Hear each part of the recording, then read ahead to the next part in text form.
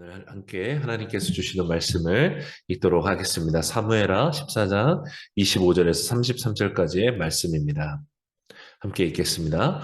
이스라엘 전역에서 압살롬만큼 잘생겼다고 칭찬받는 사람이 없었습니다. 그는 머리끝부터 발끝까지 흠잡을 데가 없었습니다. 그는 연말이 되면 머리털이 너무 무거워져서 잘랐는데 그의 머리털을 잘라 그 무게를 달아보면 왕의 저울로 200세겔이나 됐습니다. 압살롬은 아들 셋과 딸 하나를 낳았는데 딸의 이름은 다말이었고 외모가 아름다웠습니다. 압살롬은 예루살렘에서 만 2년을 살았지만 왕의 얼굴을 보지 못했습니다. 그래서 압살롬은 요압을 불러 왕께 보내려 했습니다. 그러나 요압은 그에게 오지 않았습니다. 다시 또 불렀지만 요압은 오지 않았습니다. 그러자 압살롬이 자기 종에게 말했습니다. 내 밭 옆에 있는 요압의 밭에 보리가 있으니 가서 불을 질러라. 그리하여 압살롬의 종들은 그 밭에 불을 질렀습니다. 그러자 요압이 일어나 압살롬의 집으로 와서 그에게 말했습니다. 당신의 종들이 무엇 때문에 내 밭에 불을 질렀습니까? 압살롬이 요압에게 말했습니다. 내가 내게 사람을 보냈었다. 너를 왕께 보내 나를 왜 그 술에서 돌아오게 했는지 그리고 왜 이렇게 사느니 차라리 거기 있는 편이 나았을 뻔했다고 왕께 말씀드리게 하려고 말이다. 이제 내가 왕의 얼굴을 뵙고 싶다. 내가 죄가 있다면 차라리 나를 죽여달라고 전하여라. 그러자 요압은 왕께 가서 이 말을 전했습니다. 왕은 압살롬을 불렀고 그가 들어와 왕 앞에 얼굴을 땅에 대고 절했습니다. 그러자 왕은 압살롬에게 입을 맞추었습니다. 아멘. 집으로 돌아왔던 압살롬은 28절을 보면 2년 동안이나 아버지 다윗 왕의 얼굴을 보지 못했다라고 성경 말씀합니다. 집에는 돌아왔지만 사실상 용서받지 못한 죄인의 상태로 집 밖에 나가지 못하는 가택연금과 같은 죄인과 다르지 않은 삶을 2년이나 살았던 것이죠. 다윗 왕의 이러한 조치는 온전히 벌하지도 못하고 또 온전히 용서하지도 않는 그렇게 하여금 아들로 하여금 또 죄인으로서 살게 하는 굉장히 안타까운 그림을 우리가 보게 되는 것이죠. 이런 상황에서 압살롬의 마음이 날이 갈수록 번민해져 간다는 것은 너무나 우리가 알 수 있는 부분입니다. 흥미로운 점은 오늘 25절부터 성경이 갑자기 압살롬에 대한 이야기를 다시 시작하고 있다라는 것이죠. 창세기 압살롬에 대한 이 정보들을 우리에게 전해주고 있는데 이것은 앞으로 압살롬을 중심으로 펼쳐지게 되는 반역의 이야기들, 이런 이야기들의 배경을 만들어낸과 동시에 후에 있을 사건에 대한 여러 가지 복선들을 우리에게 보여주고 있습니다. 25절, 26절에 압살롬에 대해서 이렇게 소개하죠. 이스라엘 전역에서 압살롬만큼 잘생겼다고 칭찬받는 사람이 없습니다. 그는 머리끝부터 발끝까지 흠잡을 데가 없었습니다. 그는 연말이 되면 머리털이 너무 무거워져서 잘랐는데 그 머리털을 잘라 무게를 달아보면 왕의 저울로 200세겔이나 됐습니다라고 말해요. 여러분 압살롬의 외모가 얼마나 잘생겼고 출중했는지 모은 지역에 모를 사람이 없다라고 말합니다. 이런 압살롬의 이 매력적인 외모는 마치 초대 왕이었던 사울 왕이 키가 다른 사람들의 어깨보다 위에 있는 그래서 사람들의 마음을 사로잡았던 매력적인 외모를 떠올리게 하는 그런 외모를 가졌다라는 것을 보여주고 있습니다.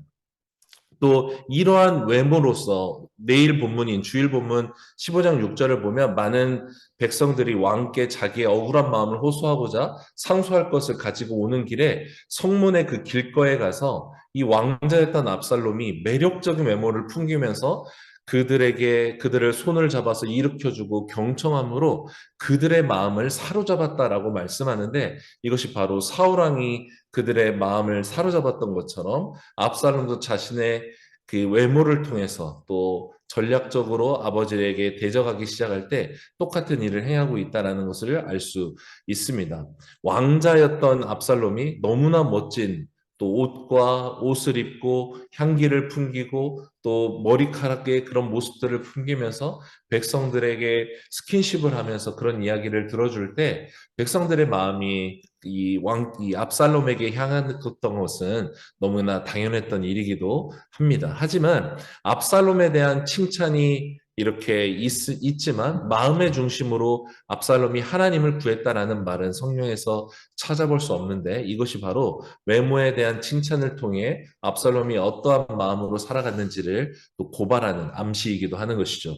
또 풍성했던 그의 머리카락에 대한 언급은 이 압살롬의 매력을 더욱 증폭시키는 중요한 요인이 되었던 것입니다. 그러나 이 풍성한 머리카락은 오히려 18장, 사무엘하 18장에 가면 다윗 왕을 피해서 도망갈 때 그 숱이 많았던 머리카락이 이 상수리 나무의 그 가지에 걸려서 결국 죽음에 이르게 하는 요인이 되기도 합니다. 이렇듯 성경은 압살롬의 외모를 칭찬하듯 말하고 있지만 사실 마음의 중심으로부터 하나님을 구하지 않으므로 그가 어떤 인생을 살게 되고 어떻게 삶을 마감하게 될 것인지를 보여주고 있는 것이죠. 이제 27절에 가면 압살롬에게 아들 셋과 딸 하나가 있었다라고 말하면서 특별히 딸의 이름을 다말로, 또 외모가 아름다웠다라는 것을 말씀합니다. 자기 여동생과 똑같은 이름을 딸에게 지어줬다라는 것인데, 압살롬이 자기 여동생을 얼마나 사랑했고 그에 대한 그 똑같은 공통과 상처가 얼마나 컸는지 딸에게 그 이름을 지어줌으로 말미암아 자신의 마음을 투영시키고 있다는 것을 우리가 보여올 수 있는 것이죠. 이것은 앞으로 압살롬이 어떤 이 반역을 일으키는 행동에 그 중심에 어떤 마음이 있었는지를 또 보여주는 복선과도 같은 것입니다. 이런 배경 속에서 압살롬이 집에는 왔지만 아버지를 보지 못하는 이 인생 가운데 이제 견딜 수 없는 마음을 터내어놓고 있는 것을 보게 됩니다. 자기는 그렇다 할지라도 자기에게 딸린 식손들까지, 모든 가족들까지 살인자의 그 자녀와 또 배우자로 살게 되는 그 현실로 인해 견딜 수 없는 그런 마음을 가졌을 것입니다. 그래서 오늘 32절을 보면 요압에게 이렇게 소리치는 겁니다. 마지막 이 32절 부분에 내가 왕의 얼굴을 보고 싶다. 내가 죄가 있다면 차라리 나를 죽여달라고 전해라. 라고 말하기 이르는 것이죠. 압살롬의 상한 마음이 2년 동안 더욱 굶어서 이제는 터져 나오기 시작하는 것입니다. 여러분, 이 상한 마음은 자기 동생을 겁탈하고서도 부인으로 삼지 않았던 형 암논에 대한 분노가 담겨져 있고, 이를 다 알고서도 아무런 조치도 취하지 않았던 아버지에 대한 실망과 분노, 그리고 더 나아가서는 공의롭고 거룩하시다라고 그렇게 아버지로부터 듣고 그렇게 보아왔던 하나님에 대한 분노와 다 맞닿아 있다라는 것이죠. 이런 분노들이 눈덩이처럼 불어나 이제 나를 용서해 주든지 아니면 죽이든지 내 죄를 물어달라라고 말하고 있는 것이죠. 여러분, 상한 마음을 잘 다루지 않으면 분노로 더 커져가게 되고, 건드리기만 하면 죽이겠다라고 하는 그런 살인자의 마음과 맞닿게 되는 것들을 우리가 보게 됩니다. 이 마음은 사실 압살롬에게만 있는 것이 아니라 실제로 우리의 실생활에서 너무나 자주 일어나고 있는 마음에 일어나고 있는 일들이죠. 특히 오늘 압살롬이 32절에 요압에게 이럴 거면 차라리 나를 죽이라라고 말하는 것, 이 마음의 상태를 보면 창세기의 한 인물을 떠올리게 하는데, 그것은 바로 가인입니다. 하나님의 조치가 오히려 불합리하다고, 아우를 내가 지키는 자냐고라고 하나님께 오히려 대들며 하나님을 대적했던 이 마음, 이 상한 마음을 가졌던 가인, 이 마음과 사실 압살롬의 마음이 크게 달라 보이지 않는 것이죠. 가인뿐만이 아닙니다. 성경에 하나님께 원망하고 불평하고 분노하며 하나님을 대적했던 모든 사람들의 마음에는 사실 이 상한 마음이 자리 잡고 있습니다. 출애굽했던 이스라엘 백성이 하나님의 은혜를 며칠 전에 찬양하고서도 하나님을 원망하고 불평했던 그 마음 가운데 이 상한 마음, 어떻게 우리를 이렇게 대접할 수 있느냐라고 따지는 이 마음이 있었죠. 또 예수님을 인정하지 않았던, 메시아가 저럴 사람 저렇게 왔을 리가 없다라고 말했던, 당시 십자가에 예수님을 못 박았던 많은 사람들 마음에도 사실 상한 마음, 자기가 원하는 대로 되지 않음으로 말미암아 남아있던 상한 마음이 그 동기가 되었다라는 것을 생각하게 됩니다. 여러분, 하나님께 분노하는 마음의 중심에는 절대자라고 하면서, 신이라면서, 사랑한다라고 말하면서 왜 나에게 이렇게밖에 대해주지 않습니까? 라고 따지는 이 상처의 옷을 입은 교만이 도사리고 있다는 것을 우리가 기억해야 합니다. 상한 마음이 다뤄지지 않으면 분노하게 되고 또 하나님을 대적하게 되어 내가 옳다라고 주장하게 되는 이런 죄악의 길로 가게 된다라는 것이죠. 이 차라리 이럴 거면 하나님을 믿지 않겠다라고 말하는 이 말의 중심에는 이럴 바에는 이렇게 나를 대우하는 하나님이라면 내가 하나님 안 믿고 내 마음대로 살다가 나는 죽겠습니다라고 말하는 이 본질적인 죄의 모습과 그대로 다 있습니다. 사람마다 정도의 차이와 시기의 차이가 있을 뿐 하나님을 대적하는 마음, 하나님을 그래서 결국 떠나게 될 때 하나님이 틀렸고 내가 맞다라는 마음이 바로 죄의 본질의 모습인 것이죠. 여러분, 그래서 상한 마음이 얼마나 우리를 무섭게 하나님을 떠나게 만드는 것인지를 우리가 보게 되는 것입니다. 그래서 사무엘서를 볼 때 우리가 다른 어떤 것보다 특별히 압살롬 이야기를 지나면서 우리의 가정에서의 경험이 너무나 중요하다는 것을 생각하게 됩니다. 어려서부터 부모와 깊이 교감하고 절대적인 사랑의 관계를 경험한 사람은 상한 마음이 찾아오더라도 그 마음에 빠져서 분노와 살인으로 이어지지 않습니다. 그리고 이러한 절대적인 사랑의 경험은 하나님 아버지에 대한 신뢰로 그대로 이어지게 되는 것이죠. 여러분, 그래서 사탄이 끊임없이 우리의 가정을 침범하고 무너뜨리려고 하고 절대적인 사랑의 경험을 못하도록 하는 것이죠. 무조건적인 사랑은 없어. 대가가 있어야 되고 조건이 필요하다라는 것으로 이 사랑을 왜곡시키는 것입니다. 여러분, 그래서 우리의 가정 안에서 자녀를 조건으로 양육하고 대가로 양육하지 않고 하나님의 절대적인 사랑과 용서와 용납과 인내를 경험할 수 있는 가정이 될 수 있도록 우리가 헌신하고 또 기도해야 마땅한 것이죠. 그런 사랑을 베푸신 하나님의 사랑과 은혜를 아이들이 경험할 수 있도록 그렇게 양육하고 하나님께 맡겨드리는 청지기적인 자세가 우리에게 너무나 필요한 것입니다. 마음이 상하게 되어 하나님을 결국 떠나지 않도록 사랑으로 양육하고 사랑으로 또 들어주고 그렇게 나아가는 가정이 되기를 원하는 것입니다. 또 여러분 가운데 상한 마음이 있다면 또 요즘 왠지 모르겠는데 분주하고 기쁨이 없는 채로 또 그냥 살아가는 마음들이 이어지고 있다면 또 우리의 입과 마음 가운데 열기만 하면 분노하고 불평하고 원망하는 분들이 있다면 오늘 압살롬을 통해서 우리의 마음을 하나님께 다루어지게 되기는 이 계기가 되기를 원합니다. 특별히 상한 마음이 있다면 내버려 두지 않고 하나님께 그 마음을 여러분 반드시 말함으로 이 마음이 다루어지기를 간절히 원합니다. 우리 주님께서도 마음이 상한 자를 가까이 하고 중심으로 통회하는 자를 주님께서 구원하신다라고 시편 33편 18절에 말씀하셨습니다. 여러분, 이 마음으로 가만히 있어서 주의 길을 가고 하나님과 멀어질 것이 아니라 이 답답한 마음으로 주님과 나아가 주님과 연합하여 기쁨과 평강을 누리는 오늘이 되기를 간절히 원합니다. 또 한 가지 사무엘서는 사울, 다윗, 또 압살롬까지 이어지는 이 이야기를 전개하면서도 그들 개개인을 정죄하거나 고발하는 것에 집중하고 있지 않습니다.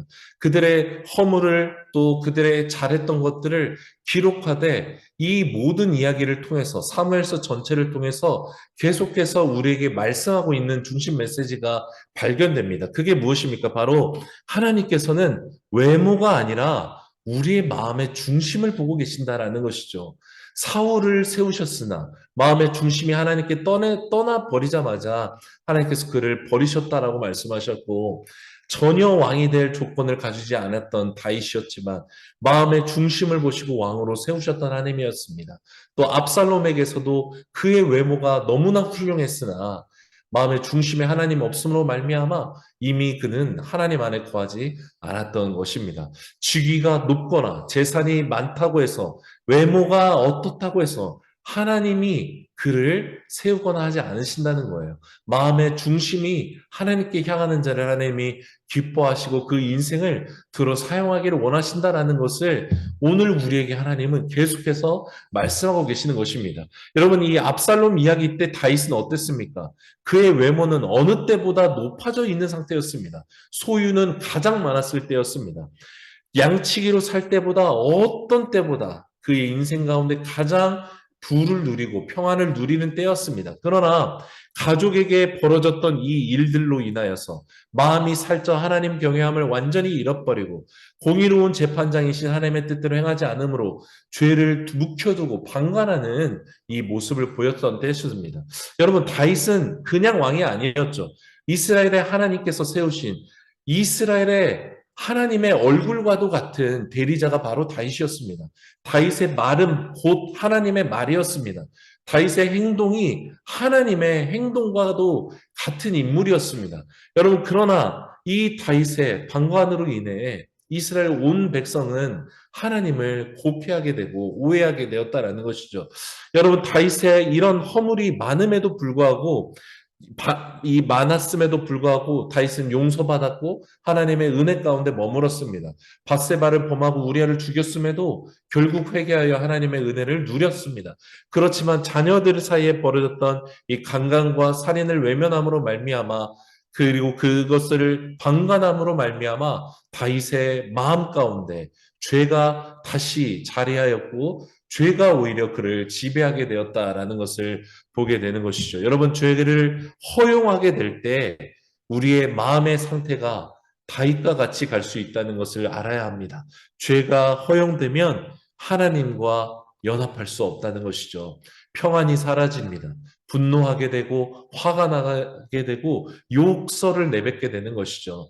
죄가 왕노릇하고 있다라는 반증입니다. 사무엘상 16장 7절 말씀, 이 사울에게 하신 말씀을 우리가 사무엘서를 묵상하는 내내 잊지 않기를 원하는데요. 제가 읽어드리겠습니다. 여호와께서 사무엘에게 이르시되 그의 용모와 키를 보지 말라. 내가 이미 그를 버렸노라. 내가 보는 것은 사람과 같지 아니하니 사람은 외모를 보거니와 나 여호와는 중심을 보느니라 말씀하셨습니다. 여러분, 우리의 외모, 사람들이 보고 가족들이 보기에 오늘 우리의 삶이 별 문제가 없고 잘 사는 것 같고 그냥 풍족해 해서 하루하루가 지나간다 하여 여러분, 우리의 마음이 살쪄서 하나님 경외함을 잃지 않기를 간절히 원합니다. 오늘 압살롬을 통해 사울로부터 오늘 하나님은 우리에게 말씀하시는 거예요.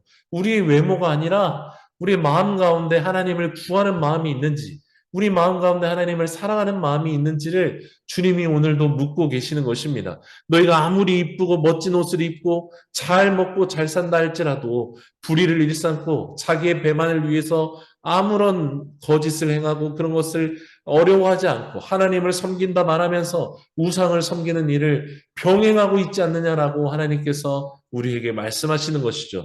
사랑하는 여러분, 사탄은 그렇게 우리의 마음을 차지함으로 말미암아 우리도 모르는 사이에 하나님을 대적하여 하나님 앞에 죄를 행하도록 만드는 것입니다. 여러분, 그래서 우리의 마음이 하나님이 아닌 것으로 차지함을 당하지 않도록 깨어 살아야 되는 것입니다. 여러분, 마음을 차지한다는 것은 무엇입니까? 비근한 예를 들어서 골프를 치다가 골프에 마음을 빼앗겨 버리는 사람들이 있습니다. 일을 하건 잠을 자건 집에 가건 아이를 만나건 그냥 24시간 골프에 대한 생각으로 가득합니다. 스윙을 어떻게 해야 될지, 연습장과 필드를 나가서 어떻게 해야 될지에 대한 생각으로 가득해요. 골프에 대한 원리가 삶의 원리까지 풀어내면서 그게 전부인 것처럼 나아갑니다. 그 골프뿐만이 아니죠. 어떤 우리가 누리고 있는 여러 가지 작은 취미의 생활들이 우리의 마음을 지배하게 되면 하나님에 대한 생각과 말씀에 대한 이 말씀이 우리의 삶을 다스리는 것이 완전히 다 사라져버리게 된다는 것이죠. 특별히 우리 시대는 미디어가 우리의 마음과 특별히 눈을 사로잡는 시대입니다. 아이들에 대한 여러 가지 교육 자료 중에 특별히 어린아이 때부터 미디어에 노출된 아이들은 전두엽이 자극되어서 시각으로 정보를 받아들이는 것에 비기형적으로 민감하게 되고 그것만이 발달하게 된다는 것이죠. 사고하고 생각하고 기다리는 것이 오히려 쇠퇴하게 되는데 이것이 만들어내는 부작용이 너무나 크죠. 바로바로 자극이 채워지지 않으면 애들이 분노하게 되고 인격적인 관계를 위해서 기다리거나 노력하는 일을 전혀 하지 않는 이 세대가 이미 일어났다라는 것입니다. 여러분, 이 시대, 미디어가 우리의 눈을 사로잡은 시대는 우연히 온 것이 아닙니다.